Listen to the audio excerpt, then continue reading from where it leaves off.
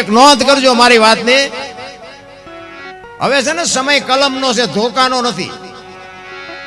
તમે કહેશો ને કે મારા દીકરાએ મર્ડર કર્યું, તો કે તમારો દીકરો ક્યાં કે ઈ જેલ કાપે છે, 20 વર્ષ જેલમાં ગયો છે, કાપે છે, એમાં તમારી ઇજ્જત નહીં રહે. બાકી ભણાવી ગણાવીને એમ કહો ને કે મારો દીકરો કલેક્ટર છે, મારો દીકરો ડોક્ટર છે, મારો દીકરો એન્જિનિયર છે ને બાપુ, તો તમારો હોત વજન પડશે.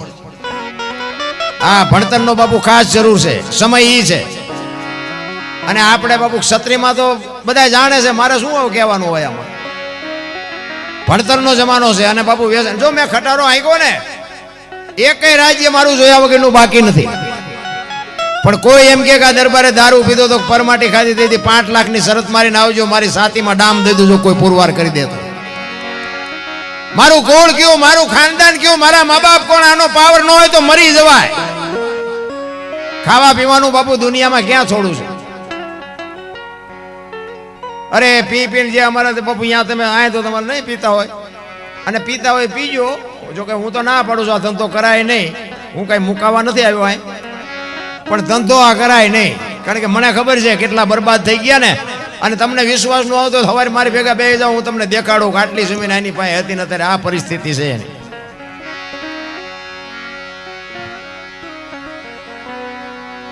આ વિજયસિંહ ચાવડા ગુજરાત મહાકાળના અધ્યક્ષ અને ગુજરાત પ્રદેશ ટીમનું સ્વાગત કરે છે. બોલો રામદેવજી મહારાજ કી.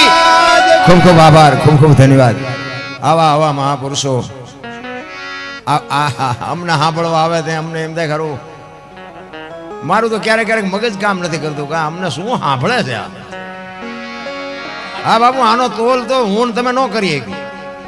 એ તો એવી જગ્યાએ તમે જાઓ ને, એવા માણસો જ્યારે બાપુ તમારી સભામાં બેઠા હોય અને ત્યાં તમને આવો એમ કોઈ કે નથી, તમને ખબર પડવી જોઈએ કે કંઈક કૃપા છે ને. કંઈક ખટારાના ડ્રાઈવરને બાપુ કોઈ પાણી પાય, ઓગણીમી કોમ કહેવાય, ઓગણીમી.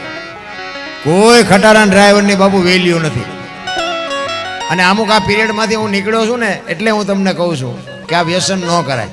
અને એક મારો મેઇન મુદ્દો છે ને, એક મા બાપની સેવા કરજો. હા, મા બાપની બાપુ સેવા નહીં કરો ને તો જિંદગીમાં તમે આવા માંડવા ગમે એટલા નાખો, ક્યાંય એનું ફળ ન મળે, એ આપણી ગેરંટી. બસ મારી, હું ગમે ત્યાં પ્રોગ્રામમાં જાઉં ને, મારી આ 2-3 વાતો જ હોય કે વ્યસનથી આઘાર્યો, મા બાપની સેવા કરો, કુટુંબ પરિવારમાં એકતા રાખો, અને જેટલું ભણાય ને જેટલી શક્તિ હોય એટલા છોકરાઓને ભણાવો. બસ બાકી આ મંદિર ને માંડવા ને કથા ને ભજન ને એ બધું જે કંઈ કરો છો એ તો કરતા હોય કરજો, એમાં કોઈ મારી ના નથી. પણ હું એક જ વાત તમને કરું કે આ કથા એવું તમે જુઓ કેટલી બધી અત્યારે હાલે, કથા ને ભજન ને ધૂન ને માંડવા ને પ્રતિષ્ઠા ને ગામ ધુમાડા બંધ જમે. તો હું આટલા બધા બેઠા હું વાત એ કહેવા માંગુ છું કે આવડા મોટા ધર્મ કાર્ય જો થતા હોય તો બાપુ આ બગાડ કેમ નથી અટકતો? હા, કનુભાઈ વાનેર સાહેબનું સ્વાગત છે. રામેશ્વર મહાદેવ કી. આટલું બધું ધર્મનું કાર્ય જો થાય છે, આટલા બધા માણસો દાનમાં પૈસા આપે છે, ખોટા જેવી કોઈ મારી વાત નથી. પણ હું કહેવા એ માગું છું કે આ દુનિયામાં બગાડ કેમ નથી અટકતો? આટલું ગઈઢા આપણા ગઈઢા કરી નહોતા શકતા. વિચારવા જેવું તો છે કઈ. આ બગાડ ન અટકવાનું કારણ શું? કંઈક તો મારી પાસે ઊંધું રંધાતું હોય, નગર કોઈની પાસે કોઈ એવા ખોટા રૂપિયા આવે છે એવી વાત નથી. તમને એક જ વાત કરું, તમારા ગામમાં એક રામકથા બેહાડો અને રામકથા ચાલુ થાય, ગામ આખું ભેગું થઈને સાંભળે, ગામ આખું ભેગું બેહીને જમે.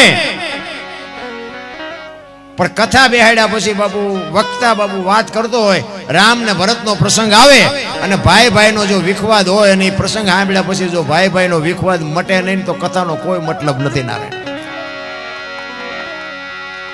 હાઉ વહુનો જો ડખો ન મટે તો કથાનો કોઈ મતલબ નથી. દેરાણી જેઠાણીનો ડખો ન મટે તો બાપુ કથાનો કોઈ મતલબ નથી.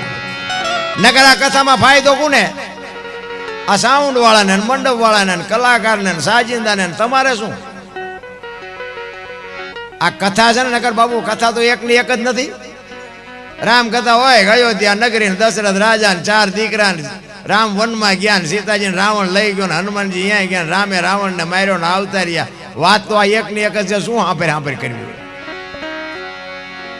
પણ આ તાજું રાખવા માટે બધું બાપુ મહાપુરુષો મથે છે કે આવા દીકરા હોય, આવી દીકરી હોય, આવા મા બાપ હોય, આવા ભાઈઓ હોય.